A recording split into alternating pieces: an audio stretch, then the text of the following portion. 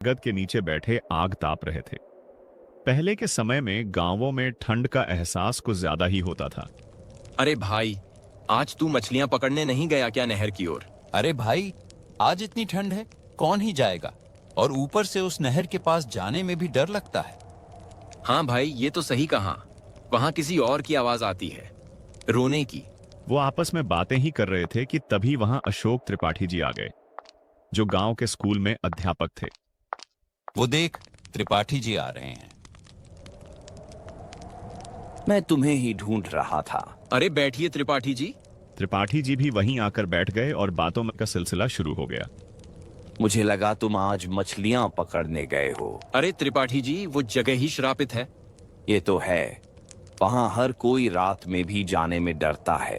अरे त्रिपाठी जी, आपके साथ भी तो एक घटना घटी थी स्कूल टाइम पर। वो तो काफी दिल दहलाने वाली थी।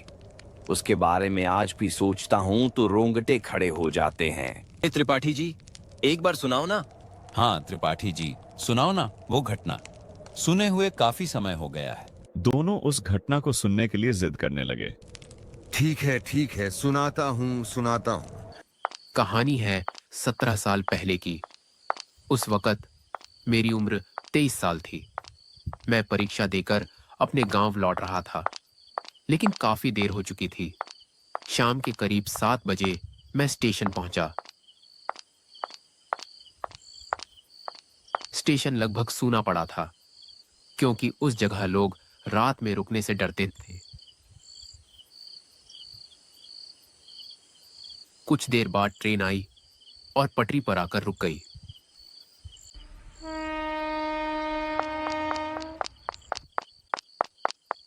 मैं अपने कोच में जाकर बैठ गया और ट्रेन के खुलने का इंतजार करने लगा। और बाहर का मौसम काफी ज्यादा खराब हो रहा था। ऐसा लग रहा था जैसे कुछ अनहोनी होने वाली हो। तभी मेरी माँ का फोन आया। जी माँ। बेटा, कहाँ हो? अभी तक घर क्यों नहीं पहुँचे? माँ, मैं अभी ट्रेन में बैठा हूँ।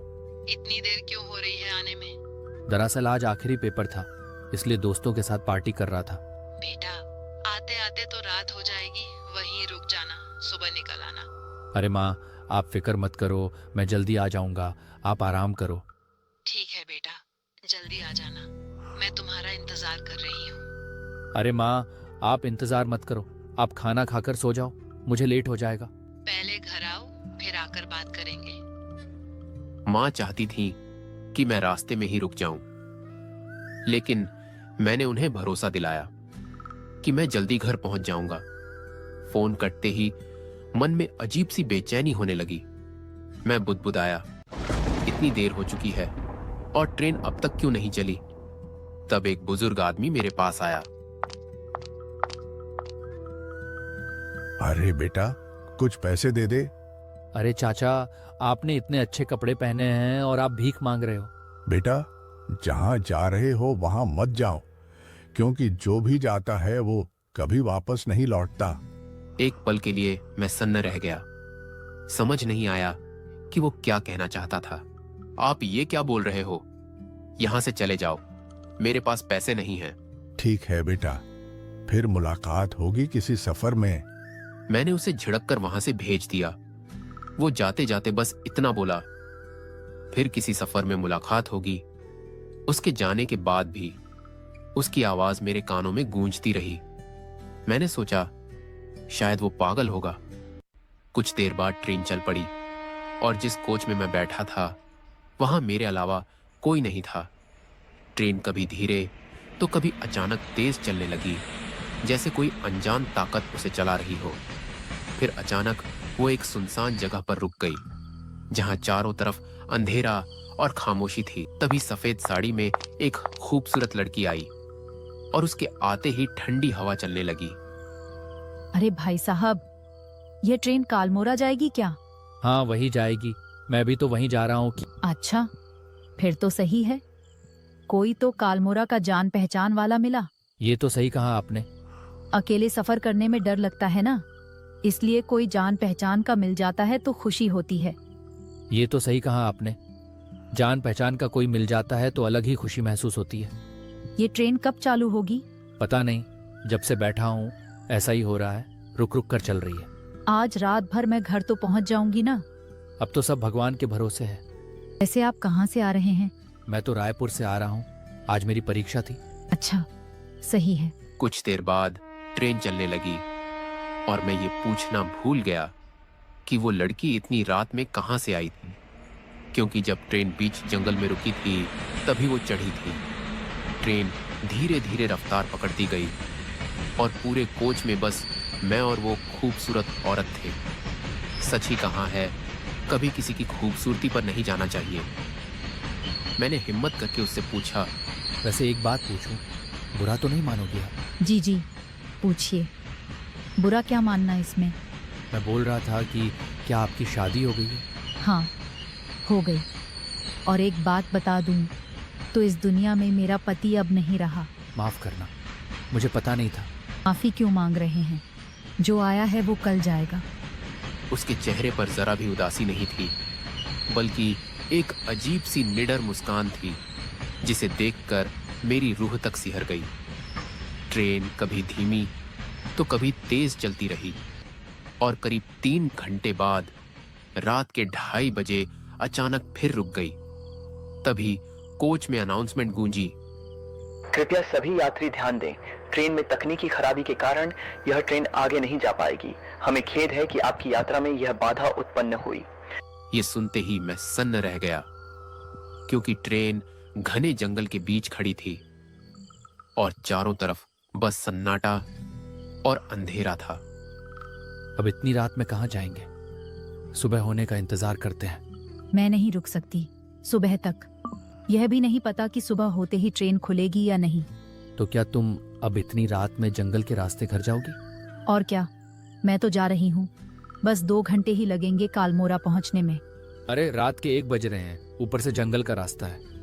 देखो भाई साहब, आपको डर लग रहा है तो आप मत जाओ, मैं जा रही हूँ। अच्छा ठीक है, चलो मैं भी साथ में ही चलता हूँ। वैसे भी हमें एक ही जगह जाना है। उस लड़की ने बिना डरे जंगल के रास्ते पैदल जाने का फैसला कर लिया। जब मैं बाहर आया तो देखा कि चारों तरफ घना अंधेरा था और मौसम भी बिगड़ चुका था। ऐसा लग रहा था कि इतनी रात में निकलना ठीक नहीं होगा। अरे, मौसम भी अब तो खराब हो रहा है। मुझे नहीं लगता कि इस खराब मौसम में जाना ठीक रहेगा। डर लग रहा है तो आप मत जाओ, मैं जा रही हूँ। अच्छा ठीक है, चलो मैं भी चलता हूँ। उस औरत की बातों पर भरोसा करना मेरी सबसे बड़ी भूल साबित हुई, क्योंकि चारों ओर अंधेरा, आसमान में चमकती बिजली, जंगल की रहस्यमयी खामोशी और तेज होती बारिश के बीच हम चलते रहे। बारिश की मोटी बूंदें शरीर में सुई की तरह चुभ रही थीं। तभी एक टूटी फूटी चाय की टपरी दिखी, जहां हम रुक गए और चारों तरफ फैले सन्नाटे, जंगल की आवाजों और अजीब माहौल के बीच बस बारिश के थमने का इंतजार करते रहे। लेकिन उस औरत के चेहरे पर कुछ ऐसा था जिससे साफ लग रहा था कि वह मुझसे कुछ छुपा रही है। वैसे आपने बताया नहीं कि आपका क्या नाम है और आप इतनी रात में कहाँ से आ रही थी? क्या करोगे जानकर? कौन से सफर के बाद हमें फिर से मिलना है? मैं तो कालमोरा बस किसी काम से जा रही हूँ। कुछ समय बाद वहाँ से चली जाऊंगी। अब इतने कम समय के लिए मुलाकात करने का क्या फायदा? ठीक है, मत बताओ। वैसे ये तो बता सकती हो कि कालमोरा किस लिए जा रही हो? मेरे पति वहीं से थे, उनकी वर्षी है, इसलिए वहाँ जा रही हूँ। अच्छा ठीक है। कुछ देर बाद बारिश थम तो जाती है, लेकिन अजीब सी खामोशी चारों तरफ फैल जाती है। हम दोनों फिर से आगे बढ़ने लगे और जैसे जैसे कदम जंगल के अंदर जाते गए, अंधेरा और घना होता चला गया। गांव वालों की वो बातें मेरे जहन में गूंजने लगी कि जो भी रात में इस जंगल से होकर जाता है वो कभी कलमोरा नहीं पहुंचता। बारिश के कारण ठंडी ठंडी हवाएं चल रही थीं, जो बाहर से भले ही शुद्ध लग रही थी। और जब मैंने ध्यान से देखा तो अंधेरे में वही बूढ़ा खड़ा था जो स्टेशन पर मिला था। उसे देखते ही मेरे शरीर में एक अजीब सा सिहरन और गहरा डर उतर गया। अरे आप वही हो ना जो स्टेशन पर मिले थे? अरे बेटा, तूने किसी और को देखा होगा। मुझे अच्छे से याद है, आप ही थे जो भीख मांग रहे थे। अरे नहीं नहीं, कोई और होगा। मुझे बिल्कुल समझ नहीं आ रहा था कि मेरे साथ ये सब क्या हो रहा है। एक तरफ वो अजनबी औरत और दूसरी तरफ घने जंगल के बीच अचानक मिला वही बूढ़ा। अरे, तुमने किसी और को देख लिया होगा। एक पल को मुझे भी लगा कि शायद आंखों का धोखा होगा। बाबा, कालमोरा का कौन सा रास्ता जाता है? बेटा, इसी रास्ते पर चले जाओ, सीधे सीधे। ठीक है। फिर उसने हमें सीधा रास्ता बता दिया और हम उसी रास्ते पर आगे बढ़ गए। लेकिन मेरे मन में बस यही डर चल रहा था कि पता नहीं उसने सही रास्ता बताया है या गलत। बस किसी तरह ये डरावनी रात कट जाए। हम फिर से आगे बढ़ने लगे और जंगल से कभी भेड़ियों की डरावनी आवाजें तो कभी उल्लू की अशुभ चीखें सुनाई देने लगी। तभी अचानक फिर से बारिश शुरू हो गई, जो इस बार रुकने का नाम ही नहीं ले रही थी। बारिश इतनी तेज थी कि सामने ठीक से कुछ दिख नहीं रहा था। तभी जंगल के बीच एक टूटी फूटी झोपड़ी दिखी, जहां हम बाहर ही खड़े होकर बारिश के थमने का इंतजार करने लगे। तभी अचानक जंगल की गहराइयों से किसी औरत के रोने और बच्चे की चीखों की आवाज आने लगी। और जैसे ही मैंने वो आवाजें सुनी, मेरा गला सूख गया और दिल जोर जोर से धड़कने लगा।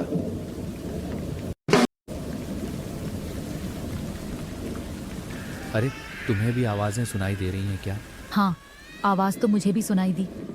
लगता है कोई मुसीबत में है। इतनी रात को इस जंगल में कौन औरत आई होगी? एक बार चलकर देखते हैं, क्या पता कोई मुसीबत में हो। मुझे समझ नहीं आ रहा था कि उस औरत के साथ जाना चाहिए या नहीं। जंगल में तेज बारिश हो रही थी, हर तरफ पानी की मोटी मोटी बूंदें गिर रही थीं।